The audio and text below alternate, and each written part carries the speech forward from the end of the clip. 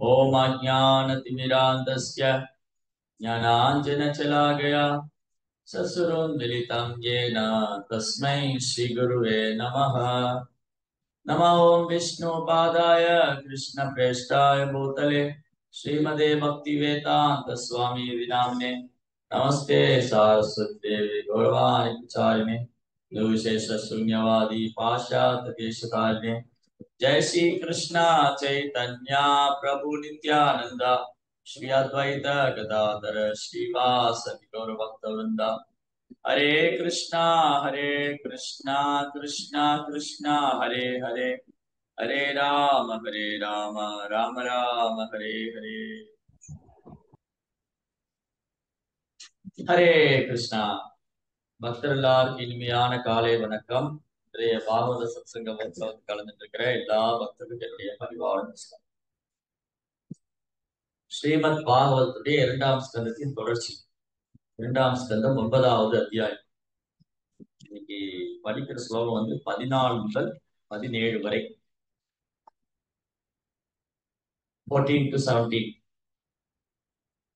இதுல பிரம்மதேவர் பகவானுடைய சச்சிதானந்த ரூபத்தை பாக்குறாரு, அவருடைய நித்தியமான ஆன்மீக லோகத்தை பாக்குறாரு. அந்த ஆன்மீக லோகத்துல வைகுந்த லோகத்துல வைகுந்தவாசிகளை பாக்குறாரு. அதை பற்றி வர்ணனை. ஸ்ரீயத்ர ரூபிணி உருகாய பாதயோ கரோதிமானம் பகுதா விபூதிபிஹி வேங்கம் ஸ்ரிதாயா சூக்ஷமாகரானுகை விகீயமானா பிரியகர்ம காயதி. உன்னத வடிவம் கொண்ட லட்சுமி தேவி பகவானின் தாமரை பாதங்களில் அன்பு தொண்டு ஆற்றுவதில் ஈடுபட்டிருக்கின்றார். வசந்த கால கருந்தேனீக்களால் உணர்ச்சியூட்டப்பட்ட அவள் இணை பிரியாத தமது சகாக்களுடன் பகவானின் தொண்டில் ஈடுபட்டு அவருடைய செயல்களின் பெருமைகளை பாடுவதில் ஈடுபட்டுள்ளார். ஒரு லட்சுமி இல்ல, லக்ஷ்மி சகசர சத சம்பிரம சேவியமான ஆயிரக்கணக்கான லட்சுமிகள் கோலோக விருந்தாவனத்துல பகவானுக்கு சேவை பண்றாங்க. வைகுந்த லோகத்துல ஆயிரக்கணக்கான லட்சுமிகள். இந்த லட்சுமிகளுடைய கருணை லட்சுமியோட கருணை கிடைச்சிடாதா அப்படின்னு இந்த உலகத்துல ஏங்குறாங்க. இந்த உலகத்துல பெரும்பாலான மக்கள் எனக்கு லட்சுமி கடாட்சம் கிடைச்சிடாதா, லட்சுமி தேவி கூரை பிச்சு கொட்டிட மாட்டாங்களா இப்படியெல்லாம் ஏங்குறாங்க. ஆனா பகவானுடைய ஆன்மீக லோகத்துல ஆயிரக்கணக்கான லட்சக்கணக்கான லட்சுமிகள் பகவானுக்கு சேவை பண்றாங்க. ஒரு லட்சுமியோட கடைக்கண் பார்வையே நம்மள எங்கேயோ கொண்டு போய் பௌதிகத்துல. அப்புறம் ஆயிரக்கணக்கான லட்சுமிகளை பத்தி சொல்ல இருக்கு. அதனாலதான் வைகுந்த லோகம் ஐஸ்வர்ய தாமம். பகவானுடைய வைகுந்த லோகம் ஐஸ்வர்ய தாமம். அங்க ஐஸ்வர்யங்களுக்கு பஞ்சமே இல்லை. இந்த ஜன உலகம் மாறி இல்லை அந்த வைகுந்த லோகம். அதனால சில நாளுக்கு முன்னாடி அந்த டிஃபரன்சியேஷன் பார்த்தோம், ஆன்மீக உலகத்துக்கும் பௌதிக உலகத்துக்குள்ள வித்தியாசம். இங்க எல்லாமே பௌதிகம் தான். இந்த பௌதிக உலகத்துல எல்லாமே பௌதிகத்தினால் ஆனது. இங்க இருக்கிற பஞ்சமகா பூதங்கள், எல்லா கிரகங்கள். ஆனா பகவானுடைய உலகத்துல இதெல்லாம் தேவையே இல்லை. சந்திரன், சூரியன், மின்சாரம், நிலம், நீர், நெருப்பு, காற்று எதுவுமே பகவானுடைய உலகத்துக்கு தேவையில்லை. பகவானுடைய உலகம் பௌதிக பொருட்களால் ஆனதல்ல. அது பகவானுடைய அந்தரங்க சக்தி, ஆன்மீக சக்தி. அது ஆன்மீக லோகம், ஆன்மீகமானது. அங்க பௌதிகங்கிற பேச்சுக்கு இடம் இல்லை. கிருஷ்ணாவுடைய ஆன்மீக உலகத்துல பௌதிகங்கிற பேச்சுக்கு இடம் இல்லை. எல்லாமே ஆன்மீகமானது. அங்க என்ன ரூபத்துல இருந்தாலும் அது ஜனம், அதான் ஜனங்கிற பேச்சுக்கே இல்ல. அந்த ஜனத்தின் வடிவுல இருந்தாலும் அது ஆன்மீகமானதுதான். அங்க கல்லு, மண்ணு, மரம், செடி, கொடி எல்லாம் ஆன்மீகமானது. சேத்தனா மெட்டீரியல் பேச்சுக்கு இடம் இல்லை. அப்பேற்பட்ட ஐஸ்வர்ய தாமம் பகவானி வைகுந்த லோகம். இங்க அந்த வைகுந்த லோகத்தை பிரம்மா பாக்குறாரு. எப்படி பிரம்மானால பகவானுடைய வைகுந்த லோகத்தை பார்க்க முடிச்சுது? பதில் தெரிஞ்சும் கை தூக்கு. பகவானுடைய வைகுந்த லோகத்தை எப்படி பிரம்மானால பார்க்க முடிச்சுது? சேட் பாக்ஸ்ல போடலாம், இல்ல கை தூக்கலாம். ஞான கண் கொண்டு பார்க்க முடிச்சுன்னு சொல்றாங்க. சீதலா மாதாஜி ஹரே கிருஷ்ணா பிரபு. தேனே பிரம்மஹிருதாய ஆதி கவையே அப்படின்னு பகவானே அந்த ஞானத்தை அவருக்கு தந்தாரு. ஓகே, அதனால ஞானத்தினால பார்க்க முடிஞ்சது. யோகினி மாதா சொல்றாங்க தபத்தினால பார்க்க முடிஞ்சது. ஆனா ஆக்சுவலி இது ரெண்டும் உண்மை இல்லை. ஞானத்தினாலேயோ தபத்தினாலேயோ பிரம்மா வந்து பகவானுடைய வைகுந்த லோகத்தை பார்க்கல. பக்தி தொண்டுனால, பக்தி தொண்டு, பூர்ணமான பக்தி தொண்டு மூலமா தான் பகவானுடைய ஆன்மீக லோகத்தை பிரம்மனால பார்க்க முடிச்சு. அதுதான் இதுக்கு முந்தைய வகுப்புல படிச்சோம். இன்னைக்கு இதே அத்தியாயத்துல முந்தைய வகுப்புல பிரம்மா வந்து தபாங்கிற சப்தம் கேட்டாரு. அவர் பகவானுக்கு பக்தி தொண்டு செஞ்சாரு. அந்த தபாங்கிற சப்தம் பகவான் இருந்து வந்ததை எடுத்துக்கிட்டாரு. தனக்கு கொடுத்த கட்டளை எடுத்துக்கிட்டாரு. பக்தி தொண்டு மூலமாக, தூய பக்தி தொண்டு. தூய பக்தி தொண்டுங்கிற தரத்துக்கு வராம, தூய பக்தி தொண்டுங்கிற தளத்துக்கு வராம ஒருத்தரால பகவானை வைகுந்த லோகத்தை காணவோ உணரவோ முடியாது. Vaikuntha is meant for pure devotees. தூய பக்தர்களுக்கான இடம் வைகுந்த லோகம். பகவானுடைய ஆன்மீக லோகம் தூய பக்தர்களால மட்டும்தான் உணர முடியும். அப்ப பிரம்மா பார்த்தது ஞான சக்ஷுஷனால அல்ல, பிரேமாஞ்சன சுரித பக்தி விலோச்சனை. பிரேமங்கிற மை பூசப்பட்ட கண்களை. வெறும் சாஸ்திர அறிவு போதாது வைகுண்டத்தை உணர்வு.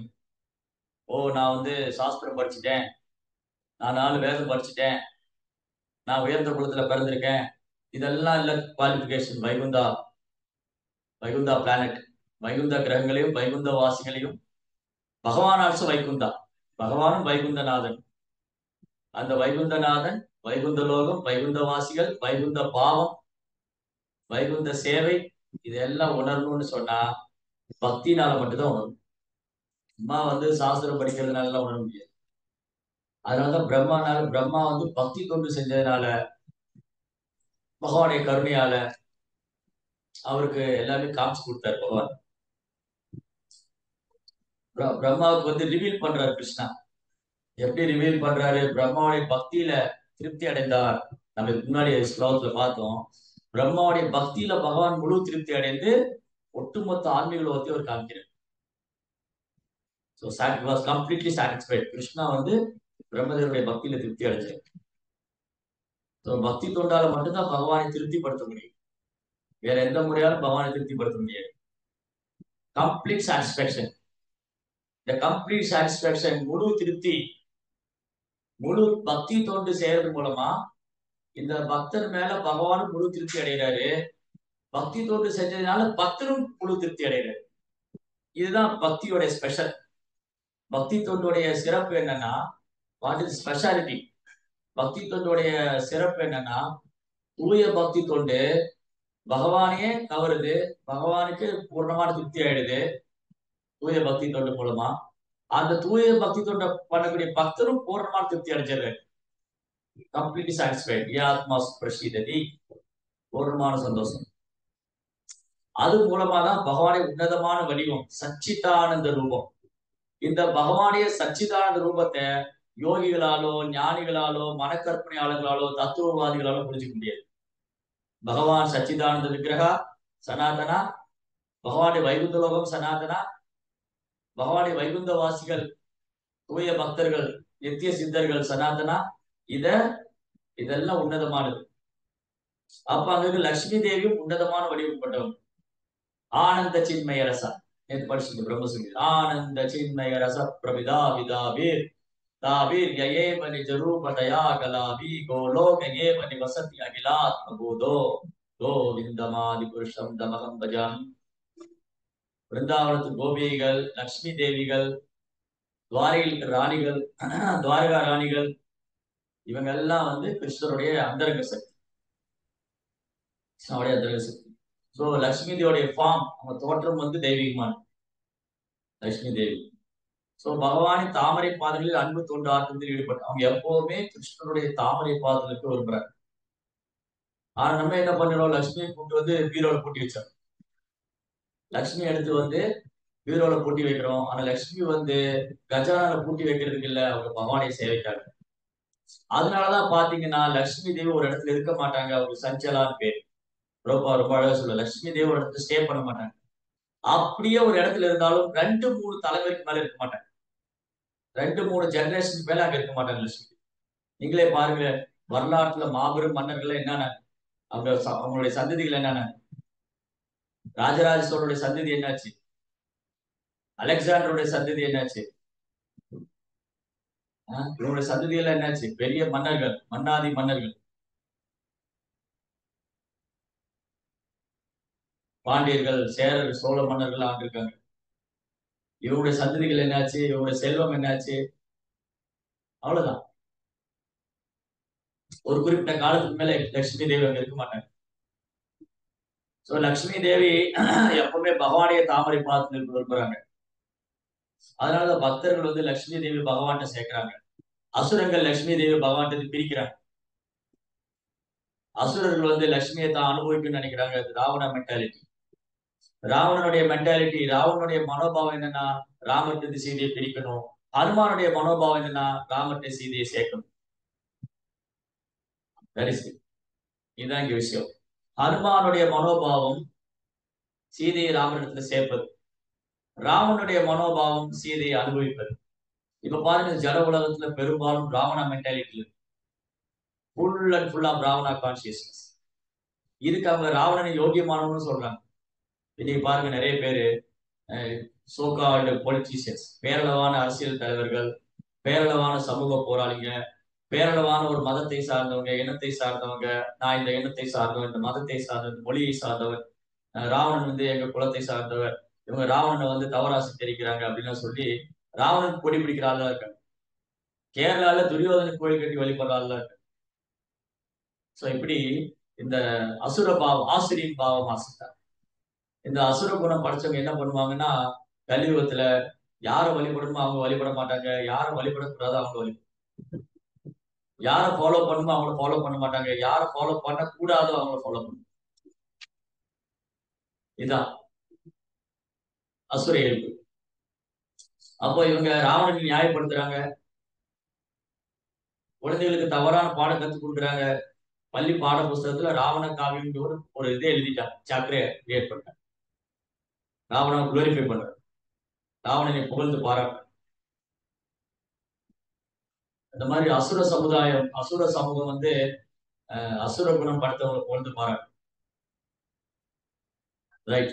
சோ இப்படி லட்சுமி தேவி எப்பவுமே பகவானுடைய தாமரை பாதத்துக்கு ஆசைப்படுறாங்க. வசந்த கால கருந்தேனீக்களால் உணர்ச்சி உச்சப்பட்டவள். ஆன்மீக லோகத்துல கோலோ விருந்தாவனத்துல எல்லா காலமும் சூழ்நிலையும் வந்து ஆஹ் இனிமையா இருக்கு.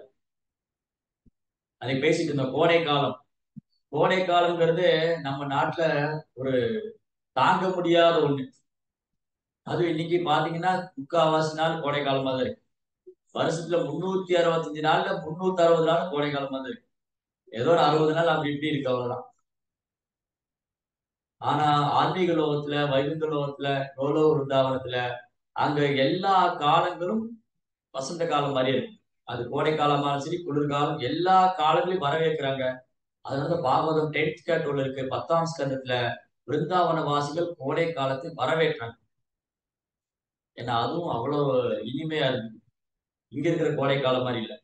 இங்க இருக்கிற கோடை காலம் எங்கேயாவது தண்ணி கடியில போய் உட்காந்துக்கலாம் போகும், இல்ல கிணத்து கடியிலயோ இல்ல ஏதாவது அருவியிலயோ போய் உட்காந்துக்கலாம், வெளியிலேயே வரக்கூடாது. எங்கேயாவது திக் ஃபாரஸ்ட், அடர்ந்த காட்டுக்குள்ள போய் உட்காந்துக்கலாம்.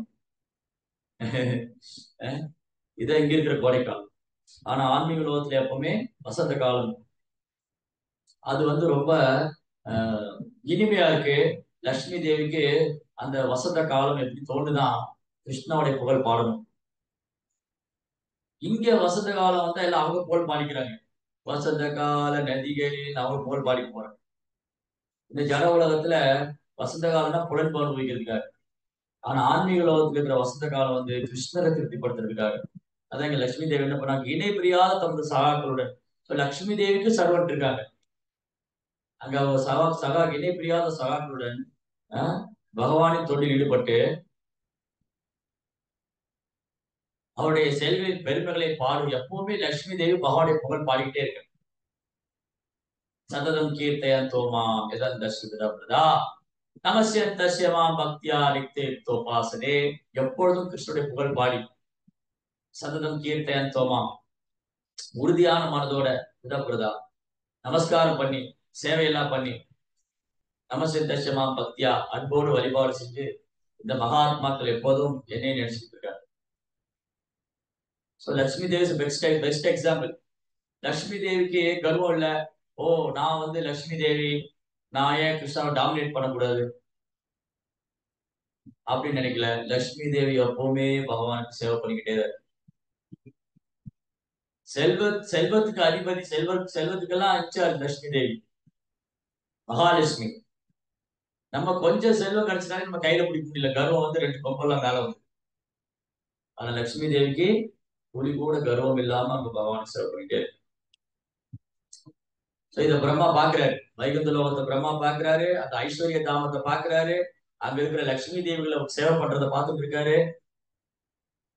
தத்ரங்கீர் தத்ராகில் சாத்வதாம்பதிம் ஸ்ரீயபதிம் யஜ்யபதிம் ஜெகத்பதிம் சுனந்த நந்த பிரலபாகனாதிபி சபர்ஷதாக்ரே பரிசேவிதம் விபு.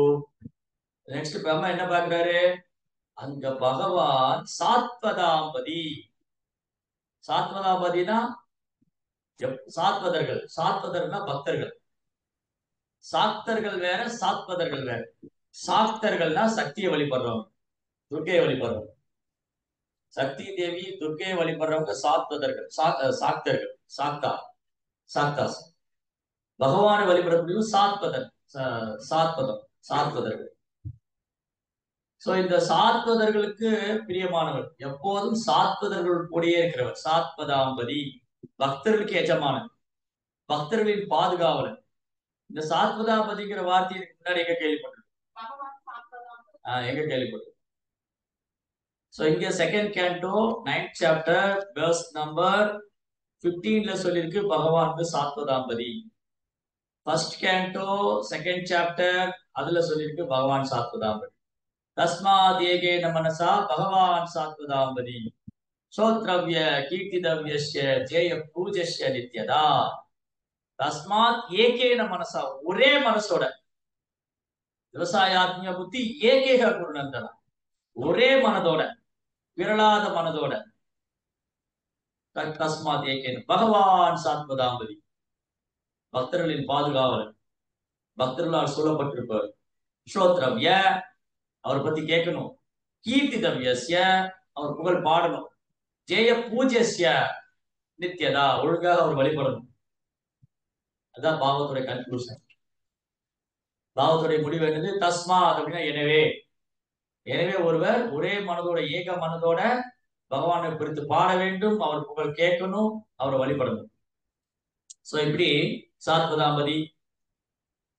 ஸ்ரீயபதி, ஸ்ரீயா அப்படின்னா லக்ஷ்மி, ஸ்ரீனா லக்ஷ்மி. பதி அப்படின்னா கணவர், பதி அப்படின்னா எஜமானன், மாஸ்டர். சோ முழு முதற் கடவுள் பகவான் கிருஷ்ணர், பக்தர்களுக்கெல்லாம் தலைவர் அவரு, பக்தர்களுக்கெல்லாம் எஜமானன், பக்தர்கள் எல்லாம் பாதுகாப்பவர். லக்ஷ்மி தேவியின் கணவர் மாதவன்.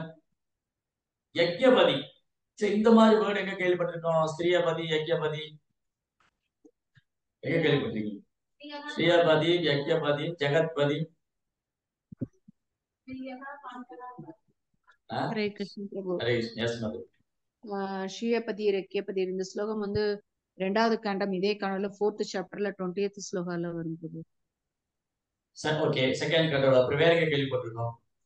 குலசேகர ஆழ்வார் கூட முகுந்த மாலையில ஒரு ஸ்தோத்திரத்துல வரும் பிரபு. சரி, முகுந்த மாலையில வருது. வேற எங்க கேள்விப்பட்டிருக்கோம்?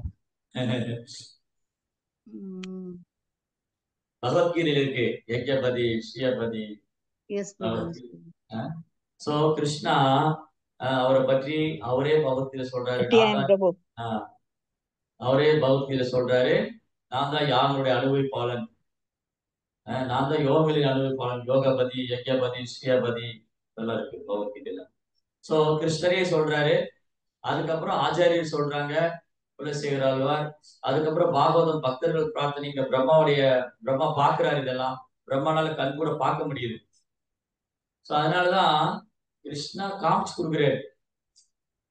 அதான் அர்ஜுனன் சொன்னாரு, இதெல்லாம் நான் கேட்டிருந்தேன், கண் முன்னாடி பாக்குறேன். சுயமேவ இல்ல, பரம் பிரம்ம பரம்தாம் பரதம் பரம் புருஷன் ஸ்வயம் சேவ பிரவேசிமே.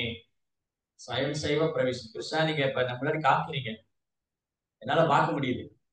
சோ கிருஷ்ணனுடைய கருணையால அர்ஜுனால பார்க்க முடியுது, கிருஷ்ணர் தான் அந்த பரம புருஷோத்தமன். அதே மாதிரி இங்க பிரம்மா பாக்குறாரு, பகவான் தனியா இல்ல, பக்தர்கள் குலாம் முழுமைக்கும் பகவானாக இருப்பவரும். அவர் எப்பவும் பக்தர்கள் சுத்தி இருக்காங்க. பகவான் தனியா இல்ல, ஏதோ ஒரு குகத்துள்ள உட்காந்துட்டு யோகா பண்ணிலாம் ஒரு கடவுளாயிருக்காங்க. சோ அவர் சுத்தி எப்பவுமே பக்தர்கள் இருக்காங்க. அந்த பக்தர்களுக்கெல்லாம் பகவான் தலைமையானவும் பாதுகாப்பும் இருக்காரு. லக்ஷ்மி தேவியின் பதியாகவும் இருக்காரு. அதான் சாத்வதாபதி ஸ்ரீயபதி யக்யபதி. எல்லா யாகங்களையும் அனுபவிப்பவர் அவர் தான், உரிமையாளர். அகில லோக நாயகன் லோகபதி அல்ல ஜெகத்பதி. ஜெகத்பதி லோகபதி அப்படின்னா அந்த அகில லோக நாயகன், அகிலாண்ட கோடி பிரம்மாண்ட நாயகன். அதுக்கப்புறம் நெருங்கிய சகாக்களான இப்ப பிரம்மா என்ன பாக்குறாருன்னா, அந்த வைகுண்டத்துல ஒண்ணும் இல்ல போல இருக்கு, கல்லு மண்ணு தான் இருக்கு. அப்படி இல்ல. இன்னைக்கு விஞ்ஞானிகள் ஏதோ ஒரு கிரகத்துக்குள்ள போயிட்டு வந்துட்டு அங்க ஒண்ணுமே இல்ல, அங்க வெறும் கல்லு மண்ணு தான் இருக்கு. இந்த மாதிரி ஃபூலிஷ்னஸ் இல்ல பிரம்மாவுடைய நாலேஜ் ரியலைசேஷன். பிரம்மாவுடைய அறிவும் அனுபவமும் இன்னைக்குள்ள விஞ்ஞானிகளை போல எந்திரமானதோ இல்ல ஜடமானதோ இல்ல. இன்னைக்குள்ள விஞ்ஞானிகள் எந்திரத்தை வச்சுக்கிட்டு, குறைந்த அறிவை வச்சுக்கிட்டு அந்த கிரகத்துக்கு போறோம், இந்த கிரகத்துக்கு போறோம், அங்க கல்லுதான் இருக்கு மண்ணுதான் இருக்கு அப்படின்னு சொல்லிட்டு இருக்காங்க. சிலர் கற்பனை பண்ணி அங்கெல்லாம் போலான்னு பாக்குறாங்க. சிலர் தவம் செஞ்சு அங்கெல்லாம் போலான்னு பாக்குறாங்க. சிலர் யோகங்களை பயிற்சி பண்ணி அங்க போலான்னு பாக்குறாங்க. இங்க பிரம்மா தூய பக்தி தோன்றனால அந்த வைகுந்த லோகத்துல இதெல்லாம் பாக்குறாரு. அந்த வைகுந்தத்தோட ஐஸ்வர்யத்தை பார்த்தாரு. இப்ப லட்சுமி தேவியை பாக்குறாங்க. அந்த லட்சுமி தேவி பகவானுக்கு சேவை பண்றதை பாக்குறாங்க. அதுக்கப்புறம் பிரம்மா என்ன பாக்குறாரு, அந்த வைகுந்தத்துல பகவானுடைய நித்தியமான சேவகர்கள். அந்த வைகுந்த லோகத்துல பகவானுடைய நித்தியமான சேவகர்கள் யாரெல்லாம்? நந்தா, சுனந்தா, பிரபலா, அர்ஹனா, இவங்க எல்லாம் அங்க இருக்கிறத பாக்குறேன். சோ பிரபா எக்ஸ்பிளைன் பண்ணிருக்காரு. இந்த வைகுண்டத்துல 7 வாயில், 7 கேட் இருக்கு வைகுண்டத்துல. அதான் பூலோக வைகுண்டமான ஸ்ரீரங்கத்துக்கும் 7 கேட் இருக்கும், 7 கேட் இருக்கு. இந்த ஒரு கேட்டு, ஒரு என்ட்ரன்ஸ்க்கும் 2 விஷ்ணு தூதாஸ் இருப்பாங்க, வைகுந்தவாசிகள். சோ இங்க பிரபா எக்ஸ்பிளைன் பண்ணிருக்காரு. இந்த மாதிரி ஒரு ராஜாவை பத்தி பேசும்போது அவருடைய பரிவாரங்கள், அவருடைய அந்தரங்க சேவகர்கள், அவருடைய காரியதரிசிகள் இதெல்லாம் பேசுவோம். ராஜா அப்படின்னு வந்துட்டாலே அவருடைய காரியதரிசி இவரு. இப்போ திருதராஷ்டர், அவருடைய காரியதரிசி சஞ்சயன். வந்துருச்சா? திருதராஷ்டரும் சஞ்சயன் வந்துட்டாரு. அந்த மாதிரி ஒரு மன்னனை பத்தி சொல்லும் போது எப்படி அவருடைய சேவகர்கள், அந்தரங்க சேவகர்கள், பணியாளர்கள், அவருடைய வைபவங்கள், அவருடைய மகிமைகள், அவருடைய செல்வம், அவருடைய புகழ், இதெல்லாம் இன்க்ளூடிங் அதுல வந்துடும். ராஜான்னு வரும்போது இன்க்ளூடிங் அதுக்குள்ள எல்லாமே வந்துடும். அதே மாதிரிதான் புரோபாதிக் எக்ஸாம்பிள் கொடுத்திருக்காரு. ஒரு அரசனை பற்றி பேசுகையில் அவரின் சில அந்தரங்க ஊழியர்களால் சூழப்பட்டிருப்பது என்பது இயல்பாகவே நாம் புரிந்து கொள்கிறோம். அதே போலவே பகவானை நாம் காணும் பொழுது அவர் தமது பல்வேறு சக்திகள், சகாக்கள், அந்தரங்க ஊழியர்கள் போன்றவற்றுடன் இருப்பதை காண்கிறோம். சாங்க உபாங்க அஸ்தரம். சாங்க உபாங்க தன்னுடைய அங்கங்கள், அங்கத்துடைய அங்கங்கள், பரிவாரங்கள், அஸ்திரங்கள், சகாக்களோடு சூழப்பட்டிருக்காரு. பகவான் எப்பவுமே இப்படி ஆயிரக்கணக்கான லட்சக்கணக்கான பக்தர்களால் சூழப்பட்டிருக்காரு. தன் பல்வேறு சக்திகளால் சூழப்பட்டிருக்காரு. தன்னுடைய அம்சங்களால் சூழப்பட்டிருக்காரு. தன்னுடைய அமானுஷ்யமான சக்திகளால் சூழப்பட்டிருக்காரு. சோ இதெல்லாம் பிரம்மனால பார்க்க முடிஞ்சது. எல்லா ஜீவராசிக்கும் தலைவர் அவர் தான். அதுக்கப்புறம் எல்லா பக்தர்களுக்கும் பகவானும், எல்லா ஐஸ்வர்யங்களுக்கும் எஜமானவும், யஜ்யங்களின் உரிமையாளரும் மற்றும் அவரது படைப்பின் அனைத்தையும் அனுபவிப்பாளருமான பகவான் பரமபுருஷராய் இருப்பவர் மட்டுமின்றி அவருடைய உன்னத அன்பத்துடன் ஈடுபட்டிருக்கும் நெருங்கிய சாகளால் எப்பொழுதும் சூழப்பட்டவராய் இருக்கிறார். சோ கிருஷ்ணா எப்பவுமே தனியா இல்லை. சோ கிருஷ்ணரே எப்பவுமே தனியா இல்லைன்னா நம்ம ஏன் தனியா இருக்கும்? நம்ம எப்பவுமே பக்தருடைய சங்கத்திலேயே இருக்கும். பகவானே பக்தர் சங்கத்தை விரும்புறாரு அப்படின்னா நம்ம எப்படி இருக்கும்? யோசிச்சு பாருங்க. பகவானே தன் பக்தருடைய சங்கத்தை விரும்புறாரு அப்படின்னா நம்ம எப்படி இருக்கும்? நிறைய லீலை இருக்கு. பகவான் தன் பக்தருடைய சங்கத்தை விரும்புறாரு. ஹரிதாஸ் தாக்கூர் உடலை விடுன்னு சொல்றாரு சைத்தன்ய மகாபிரபு. மகாபிரபு சொல்றாரு, ஹரிதாஸ் உன்னுடைய சங்கம் இல்லாம நேரம் எப்படி இருக்க முடியுங்கிறார். ஹரிதாஸ் தாக்கூர் என்ன நினைச்சாரு, சைத்தன்ய மகாபிரபு இன்னைக்கு கொஞ்ச நாள் லீலை முடிச்சுட்டு போயிடுவார். அவர் கோலோகத்தான் போயிடுவார். சைத்தன்ய மகாபிரபு கிருஷ்ணா இந்த பூமியில வந்திருக்காரு, நான் இப்ப அவருக்கு சேவை பண்ணிட்டு இருக்கேன், அவரு இந்த லீலையை முடிச்சு போயிட்டாருன்னா அவருடைய பிரிவு என்னால தாங்க முடியாது. அதனால அவர் சைத்தன்ய மகாபிரபு தாமரை பாதங்களை பிரார்த்தனை செய்யறாரு, மகாபிரபு என்ன ஆசீர்வாதம் பண்ணுங்க, நான் உங்க முன்னாடியே உங்க தாமரை திருப்பாத தரிசனம் பண்ணி இந்த உடலை விடணும். மகாபிரபு சொல்றாரு, ஹரிதாஸ் எப்படி என்னால உங்க சங்கத்தை விட்டு இருக்க முடியும்? சனாதன் கோசாமி வந்து பிரார்த்தனை பண்றாரு, மகாபிரபு நான் வந்து இந்த உடலை விடணும். நீங்க எப்பெல்லாம் இந்த ஒரு உடம்புல பஸ் எல்லாம் ஸ்டீல் எல்லாம் படிச்சிச்சு.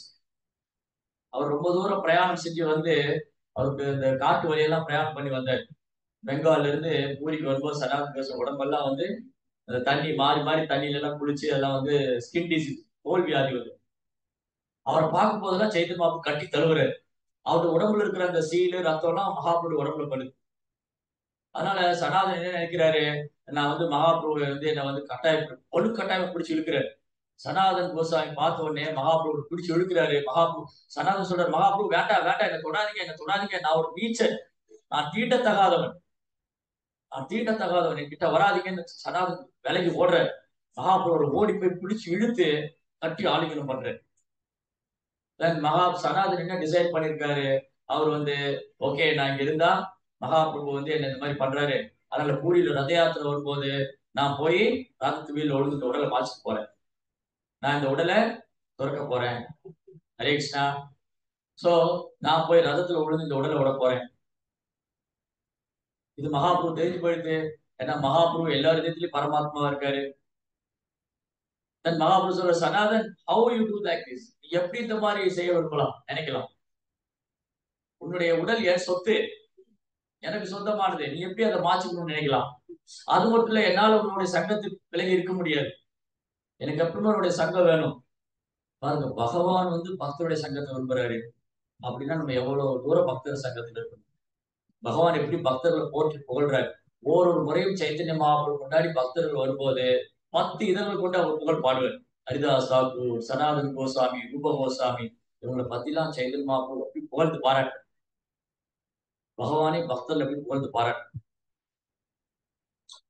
சோ இங்க வந்து எப்பவுமே கிருஷ்ணா வந்து பக்தர்கள் சூழல் இருக்காரு. அப்புறம் அவருடைய டிஃப்ரெண்ட் என்ட்ரன்ஸ் இருக்கு. அந்த டிஃப்ரெண்ட் என்ட்ரன்ஸ்ல வந்து டிஃப்ரெண்ட் சர்வர்ஸ் இருக்காங்க.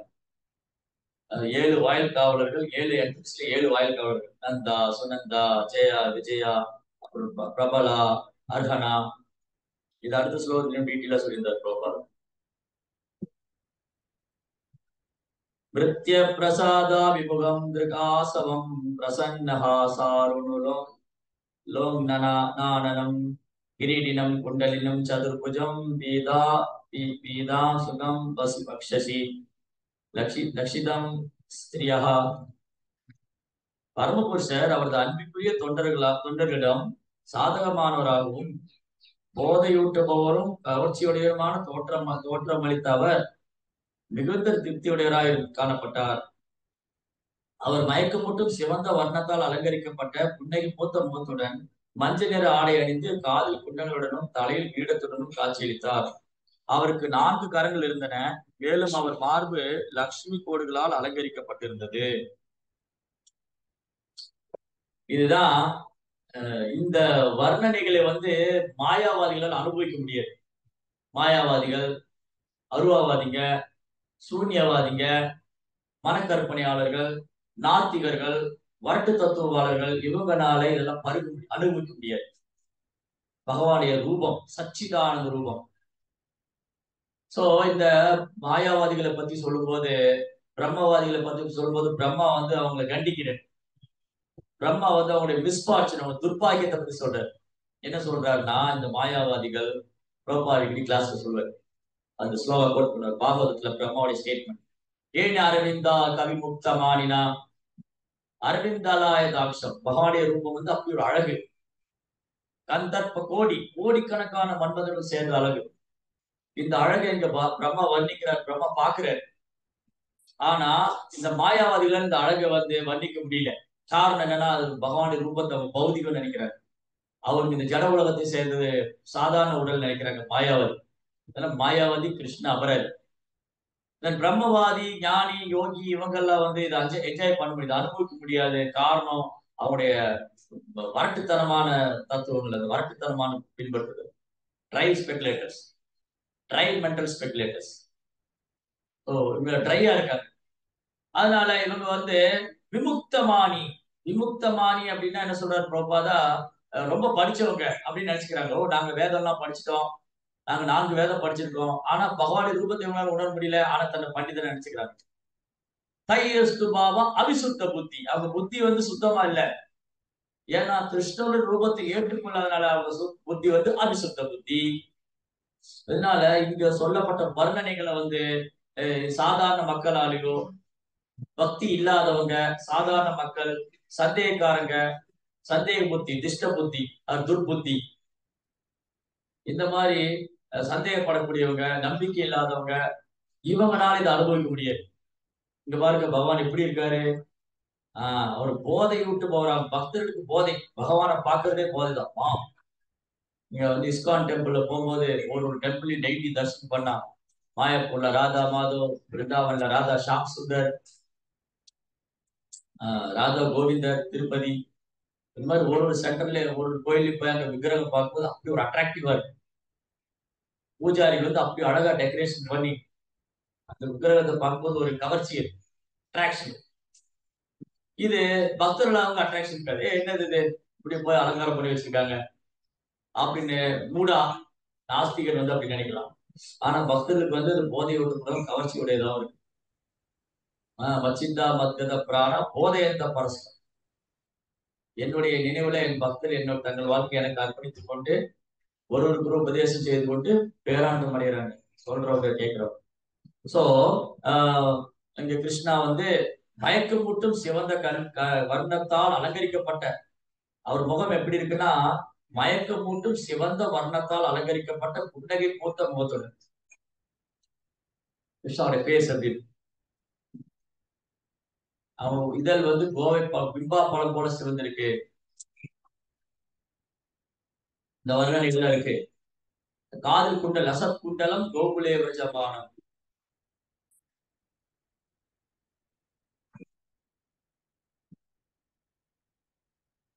ஓகே. சோ இப்படி அவருக்கு 4 கரங்கள் இருந்தன. அந்த வைகுண்டத்துல பகவானுடைய 4 கரகத்தை பார்க்கிறார் பிரம்மா. அவரது மார்பு ஸ்ரீவத்சப்ரி, ஸ்ரீவத்சம் லட்சுமியுடைய அடையாளம். ஒரு மார்புல ஓடு ஸ்ரீவத்சா மார்க், ஒரு சுருள் முடி. சோ இப்படி கிருஷ்ணாவுடைய பியூட்டி, அழகு, இதை இந்த பிரம்மா பார்க்க முடியுது. பிரம்மனால எப்படி பிரம்மாவால இந்த அழகை பார்க்க முடிஞ்சது? கலங்கம் இல்லாத பக்தியினால, பக்தி யோகத்தை பயிற்சி பண்ணதுனால, தூய பக்தி தொண்டுனால பிரம்மா வந்து இப்படி பரமபுருஷரான பகவான் தன் பக்தரோட சூழ்ந்திருக்காரு. எல்லாத்தையும் கவரக்கூடியவர்கிட்ட திருப்தி, கம்ப்ளீட் சாட்டிஸ்பாக்சனோட இருக்காரு பகவான் போல வந்தவன். இந்த ஜட உலகத்துல ஒத்துர சொல்லுங்க, நான் முழு திருப்தியோட இருக்கேன்னு. இல்லாதவனுக்கு இல்லையேன்னு கவலை, இருக்கிறவனுக்கு இருக்கேன்னு கவலை, நடுத்தர வாசிக்கு இருந்தாலும் இல்லைனாலும் ஒண்ணுமே இல்லை, ஏதோ ஏதோ அவனுக்கு ஒரு கவலை. ஆல்மோஸ்ட் இந்த ஜட உலகத்துல அப்பர் கிளாஸ் ஒரு மிடில் கிளாஸ் ஒரு லோயர் கிளாஸ், ஒரு நடுத்தர வாசியோ உயர்ந்த குலத்துல உயர்ந்த பிறப்புல உள்ளவங்களோ இல்ல தாழ்ந்த பிறப்பு ஏதா இருந்தாலும் அவனுக்கு திருப்தியே கிடையாது. அது மட்டும் இல்ல, இந்த புலன்களையும் திருப்திப்படுத்தவே முடியல. கேட்டுக்கிட்டே இருக்கு, என்ன கொடுத்தாலும் புலன் திருப்தி அடைய மாட்டேங்குது. நீங்க பாருங்க, ஒரு சிலர் சொல்லுவாங்க 25,000 சம்பளம் வாங்கிட்டு இருப்பாங்க. ரொம்ப இந்த 25,000 சம்பளம் பத்த மாட்டேங்குது, அதனால நான் இன்னொரு கம்பெனிக்கு அப்ளை பண்ணிருக்கேன், தென் 50,000 சேலரி வரும், அப்பவும் பத்தல. தென் அடுத்து 1 lakh சம்பளம், 1 லட்சம் சம்பளம், அப்பவும் பத்தல. 2 லட்சம் சம்பளம் வந்தது, அப்பவும் பத்தல. திருப்தியாக மாட்டேங்கிறாங்க, திருப்தியாக மாட்டேங்கிறாங்க. அந்த குடும்ப தலைவரும் திருப்தி அடையல, மனைவி குழந்தைங்க யாருமே திருப்தி அடையல. இத்தனைக்கு சம்பளம் அதிகமாயிட்டே தான் இருக்கு, சம்பளம் வந்து அதிகமாயிட்டே தான் இருக்கு, ஆனா திருப்தி இல்லை, திருப்தி இல்லவே இல்லை. பட் ஆனா வைகுண்டா கான்சியஸ்னஸ், கிருஷ்ண உணர்வுல இருக்கிறவங்க, அதான் கிருஷ்ண உணர்வு தான் வைகுண்டா கான்சியஸ்னஸ். கிருஷ்ண உணர்வுல இருக்கிறவங்க எந்த இடத்துல இருந்தாலும் திருப்தியோட இருப்பாங்க, திருப்தியோட இருப்பாங்க. அதான் நீங்க குலவ ஸ்ரீதரோட கதையில படிச்சோம். மகாபிரபு வேணும்னே அவர்கிட்ட சொன்னாரு, ஸ்ரீதரா துர்கா வழிபடுறவங்களா ஒரு பெரிய செல்வந்தரா இருக்காங்க, நீ ஏன் கிருஷ்ண நாம சொல்லி இப்படி தரித்திரமான வாழ்க்கையில இருக்கேன்னு. உன் வீட்டு கூரையெல்லாம் மழை பெஞ்சா ஒழுகுது, உனக்கு சாப்பாடு இல்ல, துணிமணி இல்ல. அப்ப ஸ்ரீதரர் சொன்னார் மகாபிரபுட்ட, ஓ நிமாய் பண்ணி, ஓ பிராமணா, ஒரு குருவி அது கூட்டுல வாழுது, ராஜா ஒரு அரண்மனையில வாழ்றாரு. குருவி அந்த கூட்டுக்குள்ள சந்தோஷமா இருக்கு, ராஜா அந்த அரண்மனையில சந்தோஷமா இருக்கு. அப்ப என்ன வித்தியாசம்? 2 பேருமே சந்தோஷமா தான் இருக்கு. அதனால எனக்கு இந்த வாழ்க்கை சுகமா இருக்கு, சந்தோஷமா இருக்கு. நான் வந்து கிருஷ்ணாவை வந்து நாமத்தை சொல்லிட்டு அவரை வர்ஷிப் பண்ண ஹாப்பியா இருக்கு. பிகாஸ் அவருக்கு நான் சோஷதி நான் காங்சதி பிரம்மபூத பிரசான ஆத்மா நான் சோஷதி நான் காங்சதி சமசர்வேஷு பூதேஷு மக்பக்தி லபதேவரா. ஸோ பாயிண்ட் என்னன்னா, இங்க கிருஷ்ணா சொல்றாரு பிரம்மபூதா ஸ்டேஜ். நான் இந்த உடல் எல்லாம் ஆன்மா, நான் கிருஷ்ணாவுடைய சேவகன் அப்படின்னு உணர்ந்தவங்க எதுக்காகவும் ஏக்கப்படுறதுல எதுக்காகவும் கவலைப்படுறது. நான் சோஷதி நான் காங்சதி. அப்படி இருக்கும்போது வைகுந்த லோகத்துல இந்த ஏக்கமும் கவலை எல்லாம் கிடையாது. அங்க கிருஷ்ணரே பகவானே இருக்காருங்க. அது ஐஸ்வர்ய தாமம். சோ இங்க பகவான் அங்க உட்கார்ந்து இருக்கும் போது அவரை பார்க்கும்போது வைகுந்த வாசிக்கெல்லாம் கம்ப்ளீட் சாட்டிஸ்பேக்ஷன். அவங்களோட இருக்கிறனால பகவானுக்கு கம்ப்ளீட் சாட்டிஸ்பேக்ஷன். இதுதான் பரஸ்பரம். கிருஷ்ணாவுக்கும் பக்தர்களுக்குள்ள பரஸ்பரம் என்னன்னா, பகவானோடு இருக்கிறதுனால அந்த பக்தர்கள் முழு திருப்தி அடைகிறாங்க. பக்தர்களுக்குள்ளாமல் இருந்து பகவான் திருப்தியோட காட்சி அளிக்கிறார். மிகவும் திருப்தியுடையவராக காணப்பட்டார். Was completely satisfied with his devotees. அவர் மயக்கமூட்டும் சிவந்த வர்ணத்தால் அலங்கரிக்கப்பட்ட புன்னகை பூர்த்த முகத்துடன், அப்படியே மந்தகாச புன்னகை, அப்படியே எல்லாரையும் மயக்கிற மாதிரி அப்படி உதட்டோரத்துல ஒரு சிரிப்பு, அப்படியே எல்லாத்தையும் கவர்ந்து இழுத்து ஆக்கர்ஷினி கிருஷ்ணகா, எல்லாத்தையும் கவர்ந்து இழுத்துறாரு. அப்புறம் அவர் வந்து மஞ்சள் நிற ஆடை அணிஞ்சிருக்காரு, பீதாம்பரம். பீதாம்பரம் மஞ்சள் நிற பீதாம்பர ஆடை. அதுக்கப்புறம் காதுல குண்டலங்கள், தலையில அழகான பீடம், இதெல்லாம் பிரம்மா பாக்குறாரு. சோ இங்க பிரபுபாத் வந்து பொருளுடைய அழகா சொல்றாரு, இங்க யாரெல்லாம் பிரம்மா பார்த்தாரு. பகவான் தமது நித்தியமான பக்தர்களுக்கு தரிசனம் அளிக்கும் இடமான யோக பீடத்தை யோக பீடா பிரசாதாமுகம் திருதாசுரம் பிரசன்னஹாசாருண கிரீடினம் குண்டலினம் சதுர்புஜம் பிதாவசம் பக்ஷசம் ரட்சிதம் ஸ்ரீயா. பகவானுடைய ஆன்மீக லோகம் யோக பீடம். இங்கேயும் ஒரு யோக பீடம் இருக்கு. எங்க இருக்கு? நவதீப்ல இருக்கு. சைத்தன்ய மகாபிரபு யோக பீடம், சீதா மாயப்பூர். இந்த யோக பீடத்துல என்னெல்லாம் இருக்கு பகவானுடைய ஆன்மீக லோகத்துல? 10 புராணத்துல வர்ணிச்சிருக்காங்க அந்த பகவானுடைய ஆன்மீக லோகம் எப்படி இருக்குன்னு. தர்ம அர்த்த காம மோக்ஷா இதெல்லாம் வந்து புருஷர்களாக அவருக்கு பக்கத்துல அவர் தாமரை பாத்துல உட்கார்ந்துருக்காங்க. ஆக்சுவலி இவங்க எல்லாம் பர்சானிபிகேஷன். தர்ம அர்த்த காம மோக்ஷங்கிறது சும்மா வந்து ஏதோ வார்த்தையா சொல்லல, அதுக்கெல்லாம் ஒரு பர்சானிபிகேஷன், ஒரு நபர் இருக்காங்க. தர்ம தேவதை, தர்ம அர்த்த காம மோக்ஷத்துக்கு ஒரு இடத்துக்கு ஒரு பர்சானிபிகேஷன். அந்த நபர் யாரு? தர்மம், அறிவு, செல்வம் மற்றும் துறவு ஆகியவற்றின் புருஷர்கள் அனைவரும் பகவானின் தாமரை பாதங்களில் வீற்றிருக்கின்றனர். ரிக், யஜுர், சாம, அதர்வ வேதங்கள் ஆகிய அந்த 4 வேதங்களும் பகவானுக்கு உதவியாக கூடியிருக்கு. அந்த வேத புருஷர்கள். அப்ப வேத புருஷர்கள் யாரு? நம்ம ஏற்கனவே எங்க படிச்சிருக்கோம்? வேத புருஷர்களை பத்தி எங்க படிச்சிருக்கோம்? வேத புருஷர்களை பத்தி எங்க படிச்சிருக்கோம்? யோகினி மாதாஜி கிருஷ்ணா புக்ல வேத பாகவதம் 10 ஸ்கேண்டல் வருது. வேதங்களின் பிரார்த்தனை, வேத மந்திரங்களின் பிரார்த்தனை. சோ வேதங்கள் ஆல்சோ பர்சானிபிகேஷன். ஆன்மீகமானதுக்கு எல்லாமே ஆன்மீக ரூபம் உண்டு, பௌதிகமானதே அல்ல. வேதங்கள் பௌதிகமானது அல்ல, தர்ம அர்த்த காம மோட்சம் பௌதிகமானது இல்ல. இதுக்கெல்லாம் பர்சானிபிகேஷன் இருக்காங்க, நபர்கள் இருக்காங்க. அந்த 4 நபர்களும் ரிக், யஜுர், சாம, அதர்வா 4 வேதங்கள் பகவானுக்கு உதவியாக கூடியுள்ளன. சண்டன் எனும் சக்தியை தலைமையாக கொண்ட 16 சக்திகள் அங்கு திரண்டிருந்தன யோகபீடத்துல. சண்டனும் குமுதனும் முதல் 2 வாயில்கள், ஃபர்ஸ்ட் என்ட்ரன்ஸ்ல வைகுந்தலோகத்துல முதல் நுழைவாயில சண்டா குமுதான் 2 பேர் இருக்காங்க. தென் சென்டர் மிடில் இருக்கிற நுழைவாயில பத்ரன் சுபத்ரன் 2 பேர் இருக்காங்க. தென் இன்னர் என்ட்ரன்ஸ் அந்த முக்கியமான நுழைவாயில ஜெயன் விஜயன் இருக்காங்க. கடைசி என்ட்ரன்ஸ் வைகுண்டலோகத்துல அதுல ஜெயன் விஜயன் உட்கார்ந்துருக்காங்க, நின்றுட்டு இருக்காங்க. இது இல்லாம குமுதன், குமுதாக்ஷன், புண்டரீகன், வாமனன், சங்குகர்ணன், சர்வனோத்திரன் மற்றும் சுமுகன் போன்ற பெயர்களை கொண்ட மற்ற வாயில் காப்பவர்களும் உள்ளனர். 7 கேட்டு. இந்த 7 கேட்டும் 7 14 வாயில் காப்பவர்கள் இருக்காங்க. பகவானின் மாளிகை நன்கு அலங்கரிக்கப்பட்டு மேற்கூறப்பட்ட வாயில் காப்பவர்களால் பாதுகாக்கப்படுகின்றன. ஐஸ்வர்யதான். அங்க பகவானுடைய தூதர்கள், விஷ்ணு தூதர்கள், வைகுண்டவாசிகள் எப்பவுமே பகவானுக்கு சேவை பண்ணிட்டே இருக்காங்க. சோ யோகபீட், அந்த யோகபீட் தான் இங்க இருக்கு. சைத்தன்ய மகாபிரபு அவதாரம் பண்ணும்போது அவர் தன்னுடைய ஆன்மீக லோகத்தோட இறங்கி வந்தாரு. அவர் எப்பவும் தன் பக்தரோடு சூழப்பட்டவரா இருக்காரு.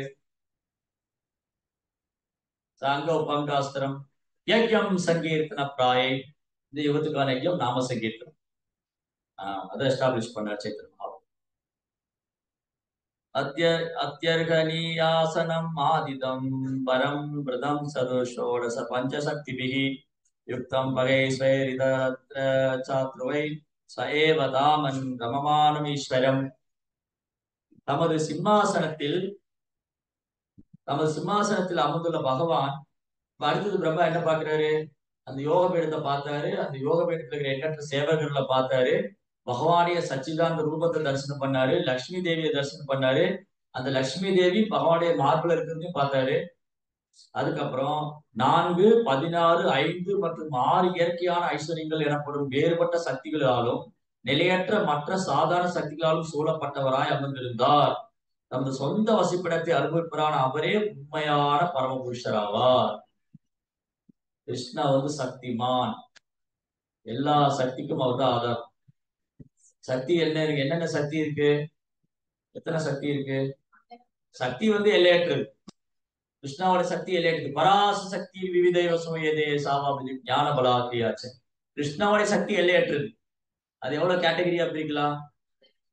3 கேட்டகரி. அந்தரங்க சக்தி, பகிரங்க சக்தி, தடஸ்த சக்தி. திரும்பி அதுக்குள்ள நிறைய சப்டிவிஷன்ஸ் இருக்கு.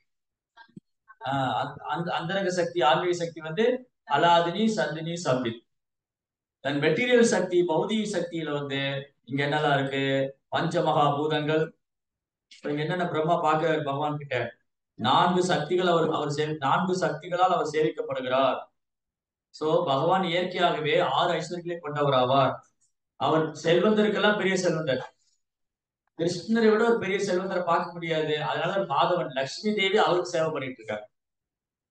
லட்சுமி தேவி பாருங்க, இந்த ஜட உலகத்துல எல்லாரும் செல்வத்துக்கு பின்னாடி போவாங்க.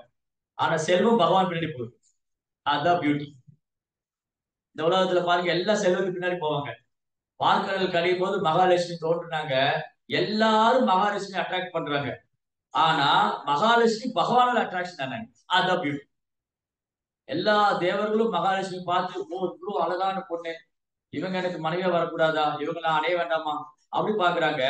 இந்த மகாலட்சுமி நேரம் நடந்து போய் பகவான் பக்கத்துல உட்காந்து, ஆஹா நல்ல பொருத்தம், ஆஹா என்ன பொருத்தம், இது நல்ல பொருத்தம், தேவர்களா பிளஸ் பண்ணிட்டேன், இது ஓகே, இவங்க பொருத்தம் கரெக்டா இருக்கு. சோ மகாலட்சுமியோட அழகுல கிருஷ்ணர் மயங்கல, விஷ்ணு மயங்கல, நாராயணர் மயங்கல. நாராயணோட அழகுல லட்சுமி தேவி அட்ராக்ட் ஆகுற. அதுதான் பியூட்டி. சோ அப்ப ஐஸ்வர்யம், செல்வம், இங்க உலகத்துல எல்லாரும் செல்வத்துக்கு பின்னாடி ஓடுறாங்க. செல்வம் பகவான் பின்னாடி ஓடிடும். ஏன்னா அது பகவானுடைய சொத்து, பகவானுடைய இது. சோ 6 ஐஸ்வர்யங்கள்ல அவர் செல்வந்தருக்கெல்லாம் பெரிய செல்வந்தர். லட்சுமி தேவி அவர் சேவை பண்ணிட்டு இருக்காங்க. பெரும் சக்தி வாய்ந்தவர். அவருடைய சக்தியை பத்தி சொல்ல என்ன இருக்கு? பராச சக்தி விவிதேவ சூயதே சாவாமி ஞான பலாக்கியாச்சு. அவர் சக்தி எல்லையற்றது. ஆனா சில நேரங்கள்ல அமானுஷ்யமான ஆற்றல் பண்ணி தன்னை நிரூபிக்கிறார். தான் பரம புருஷோத்தம் நான் 3 மாத குழந்தையா இருக்கும்போது பூதனை வரம் வதம் பண்ண. எந்த ஒரு அஸ்திரம், கிருஷ்ணர் விருந்தாவனத்துல வதம் பண்ண அசுரங்களுக்கு எந்த அசுரத்துக்கும் அஸ்திரமே பயன்படுத்தல கிருஷ்ணன். நீங்க எடுத்து பாருங்க, பாகவதம் 10th cantoல ஸ்ரீமத் பாகவதம் 10ஆம் ஸ்கந்தம் எடுத்து படிங்க. விருந்தாவனத்துல கிருஷ்ணர் கொண்ட அசுரர்கள் யாருமே ஆயுதங்களால கொல்லப்பட்டு, சுதர்சனம் கொண்டோ அல்லது சாரகம் கொண்டோ அல்லது கதையை கொண்டோ இல்ல. சும்மா 2 விரல் தான். திருநாவலத்துக்கு 2 விரல் தான். சூறாவளி புயல் மாதிரி குழந்தைய மேல தூக்கிட்டு போன ஆரம்பிச்சிட்டாரு. இந்த 2 விரல வச்சு இந்த வெண்ணி பிடிச்சி அமுத்திட்டாரு. நாக்கெல்லாம் வெளியே தான் கீழே வருது. பூதனைய பால் குடிக்கிற மாதிரி உயிரில் சேர்த்துட்டு கம்சனுக்கு ஒரு குத்து தான் விட்டாரு. அவ்வளவுதான். கம்சனை பிடிச்சி தரதான் இழுத்து ஓங்கி ஒரு அடி விட்டாரு. பலவான்களின் பலம் நானே கிருஷ்ண பலம் பலவதாச்சாரம். பலவான்களின் பலம் கிருஷ்ணா, கிருஷ்ணதான் பலவான், பலராம். சோ கிருஷ்ணா 6 வயசு குழந்தைக்கும் கோவர்த்தன மலைய சுண்டு வரல கொடைய போச்சு. சோ அதனால அவருடைய வலிமைக்கு யாரும் ஈடுணையாக முடியும். இந்த உலகத்துல நிறைய செல்வந்தர் வரலாம், கிருஷ்ணருக்கு ஈடாக முடியாது. நிறைய பலவான்கள் வரலாம், கிருஷ்ணருக்கு ஈடாக முடியாது. வெறும் புகழ் வாய்ந்த வரலாம் வரலாம் போலாம், அவங்க புகழ் கொஞ்ச காலம் இருக்கலாம். ஆனா கிருஷ்ணாவுடைய புகழ் எப்பவுமே இருக்கு. கிருஷ்ணாவுடைய புகழ் அழியதே இல்லை. பல ஆயிரம் வருஷங்களுக்கு முன்னாடி கிருஷ்ண லீலைகள் பண்ணாங்க, அதையும் இன்னைக்கு படிச்சுக்கிட்டு இருக்கோம். வாமன் அவதாரம், நரசிங்க அவதாரம், மத்ஸ்ய அவதாரம், கூர்ம அவதாரம், வராக அவதாரம், ராம அவதாரம், கிருஷ்ண பலராம். சோ இதெல்லாம் படிச்சுட்டு தான் இருக்கும். அவர் புகழ் என்னைக்குமே காலகாலம் இருக்கும். மற்ற தலைவர்கள் மன்னர்கள் வருவார்கள் போவார்கள், அவங்க சரித்திரமும் கொஞ்ச காலம் இருக்கும், அதுக்கப்புறம் அதெல்லாம் போயிடும். That's all. Hare Krishna. Okay. So இந்த ஆன்லைன் கிளாஸ்ல அதான் பிரச்சனை, ஏதாவது சட்டி பானையில ஊட்டிட்டு இருக்கேன். ஓகே, அடுத்தது வேற என்ன பார்த்தவங்க? ஐஸ்வர்யம், அழகு, புகழ், செல்வம், வலி, பேரழகு. கிருஷ்ணா வந்து பேரழகு. கந்தர்ப்ப கோடி கமனி, கோடிக்கணக்கான மன்மதன் சேர்ந்தா கூட கிருஷ்ணா அழகு பிச்சை கேட்கும். அவங்க அழகு, கிருஷ்ணாவுடைய அழகுக்கு முன்ன ஒரு மன்மதனே ரொம்ப அழகா இருப்பார். மன்மதன் வந்து எல்லாரையும் வசீகரிப்பார், ரொம்ப அழகா இருப்பாரு. அந்த மன்மதன் கிருஷ்ணாட்ட வந்து பிச்சை எடுக்கணும். கிருஷ்ணா அவங்க அழகு ஈடாகாது, ஏணி வச்சாலும் எட்டாது. கோடிக்கணக்கான மன்மதன் சேர்ந்த அழகு. ஹரே கிருஷ்ணா.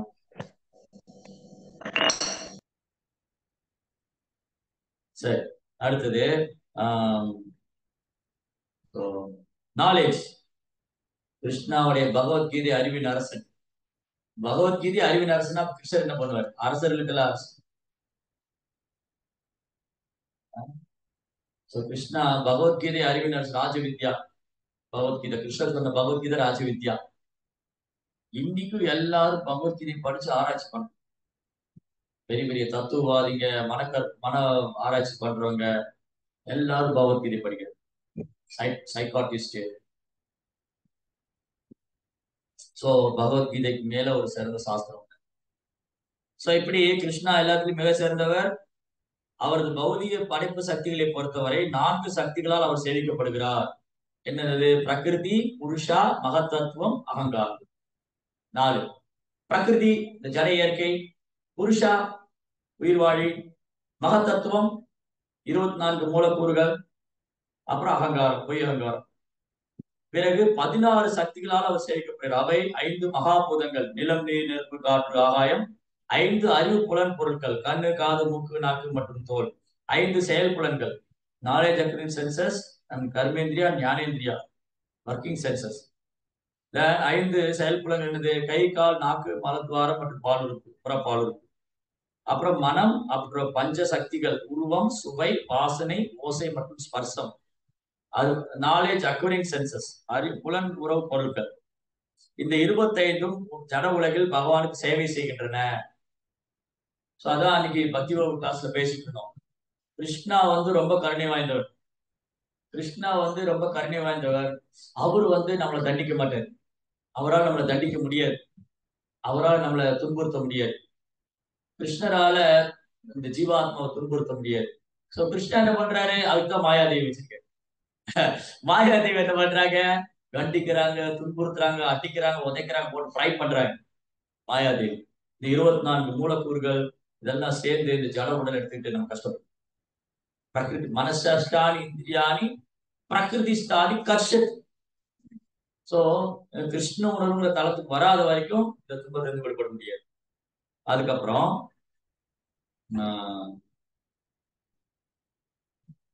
ஓகே, அற்ப ஐஸ்வர்யங்களை விரும்பும் தற்காலிக எஜமானத்துவத்துக்காக யோகிகள் அழைக்கப்படும் அஷ்ட சித்திகள் கூட அவர் கட்டுப்பாடு. அஷ்டமா சித்தி. கிருஷ்ணா வந்து யோகேஸ்வரன், யோகிகளுக்கெல்லாம் யோகத்துக்கெல்லாம் அரசன். அப்போ யோகிகளும் கிருஷ்ணரை நம்பிதான் இருக்கணும். யோகத்துல பக்குவம் ஆகினா கூட கிருஷ்ணருடைய தயவு இருக்கணும். அப்ப இங்க பாருங்க, ரொம்ப அழகா சொல்றாரு பிரபுபாதம். கிருஷ்ணா தான் யோகேஸ்வரன். அப்ப யோகத்துல யாரா முழுமையடையுமோ அவங்க கிருஷ்ணர் நம்பிதான் இருக்கணும். ரைட். அடுத்தது பிரபா உடனே சொல்லிட்டே வர்றாரு. என்ன சொல்றாரு? ஒரு ஜீவராசி கடும் தவத்தாலும் தேகாபியாசத்தாலும் தற்காலிகமா சில அற்புத சக்திகளை பெற முடியும். ஆனால் அது அவனை பரமபுருஷராக்கி விடாது. அதே பாயிண்ட் தான் திரும்பி பிரபா சொல்றது. இறகு வாங்கி கொண்டு கடன் வாங்கி கொண்ட சிறகு வச்சுக்கிட்டு பெருமை அடைக்கும். கடன் வாங்கி சிறகை சொருகி வச்சுக்கிட்டே பெருமை அடைக்கூடாது. அந்த மாதிரிதான் இந்த ஜட உலகத்துல சின்ன சின்ன சக்திகளை வெளிப்படுத்துறதுனால அவன் வந்து கடவுளா இருக்க முடியும். எனக்கு பிரபுபாத் மேலும் என்ன சொல்றாரு, பகவான் தன் சொந்த ஆற்றல் சக்தியின் மூலமாக யோகிகளை விட எல்லையற்ற சக்தி படைத்தவர். யோகிகளால கிருஷ்ணர் நெருங்க முடியல. தென் அதுக்கப்புறம் ஞானி விட எல்லையற்ற அறிவு படைத்தவர். ஞானிகளால கிருஷ்ணர் உணர முடியல.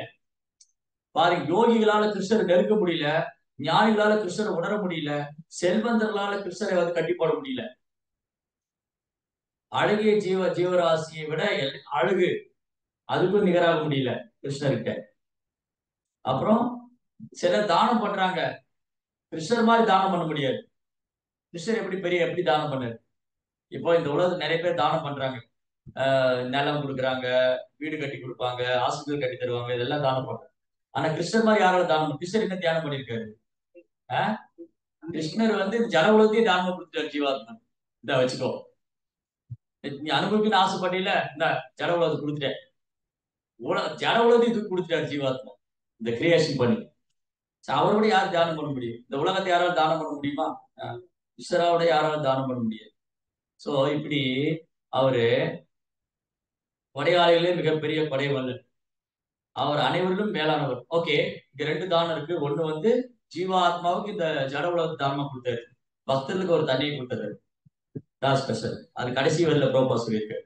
என்ன சொல்லியிருக்காங்க புரோபாதா, கிருஷ்ணரோட ஒரு சிறந்த கொடைவள்ளல் யாரும் இருக்க முடியாது. அவருக்கு சமமானவரும் அவரை விட உயர்ந்தவர் யாரு? நாஷாமா அதிகசி திசதே அசம உருவம். கிருஷ்ணருக்கு சமமானவரும் அவரை விட உயர்ந்தவர் யாரு? ஒருவர் எவ்வளவு தவத்தாலும் அல்லது யோகாபியாசத்தாலும் ஒருவராலும் மேற்கண்ட எந்த ஒரு சக்தியிலும் பகவானுடைய தரத்தை அடைய முடியாது. ஒரு ஜீவாத்மா தலை குப்புற நின்று பயிற்சி பண்ணாலும் கிருஷ்ணராக முடியாது. தலை குப்புற நின்று யோகாபியாசம் பண்ணலாம், சாஸ்திர விசாரணை பண்ணலாம், என்ன பண்ணாலும் அவரு பகவான் ஆக முடியாது. பகவானுடைய சக்தியை முழுமையா பெற முடியாது. இதை உணராதான் பெரியவங்க. அப்போ ஞானிகள் யோகிகள் கூட பயிற்சி பண்றாங்க, பிரம்மத்தோடு ஒன்னாயிரணும், பரமாத்மாவோடு ஒன்னாயிரணும். அது வாய்ப்பே இல்லை, அதுக்கு சாத்தியமே. யோகிகளுக்கு அவருடைய கருணையை நம்பி இருக்கின்றனர், அல்லது பெருந்தன்மையின் காரணத்தால் சில தற்காலிகமான சக்திகளை யோகிகளுக்கு அவர் அளிக்கிறார். ஆனால் பகவானின் உன்னதமான தொண்டை தவிர வேற எதையும் அவரிடமிருந்து அவரது தூய பக்தர்கள் எதிர்பார்ப்பதில்லை. Only service. நம்ம ஜென்மனீஸ்வரே பவதால் பக்தி ரகை துகீத்வை. அத்தகைய பக்தரிடம் அவர் மிகவும் திருப்தி அடைந்து வேற யாருக்கும் பகவான் திருப்தி அடையறதில்லை. கர்மிகள்கிட்டயோ, கர்மயோகிட்டியோ, ஞான யோகிட்டியோ, அஷ்டாங்க யோகிட்டியோ பேரளவான பக்தி பண்றதுல திருப்தி அடையறதில்லை. உண்மையா பக்தி பண்ணக்கூடிய, எந்த ஒரு எதிர்பார்ப்பும் இல்லாம பக்தி பண்ணக்கூடிய பக்தன்ட்ட பகவான் திருப்தி அடைந்து அவர்களின் தூய பக்தி தொண்டு பதிலாக தம்மையே அவர் கொடுத்துறாரு. தந்து விட்டேன் என்னை கிருஷ்ணா கொடுத்துறாரு. இது அவ்வளவு சீக்கிரம் தரமாட்டார் கிருஷ்ணா. கிருஷ்ணா ஒருத்தருக்கு என்ன வேணாலும் கொடுப்பாரு, என்ன வேணாலும் கொடுத்துருவாரு. பௌதிக வசதி கொடுத்துருவாரு, யோக சித்தி கொடுத்துருவாரு, எல்லாரும் கொடுத்துருவாரு. ஆனா தன்னை கொடுக்கறது கிருஷ்ணர் பக்தி தொண்டுங்கிறது, தூய பக்தி தொண்டு கிருஷ்ணரே பர்ச்சேஸ் பண்ணும்.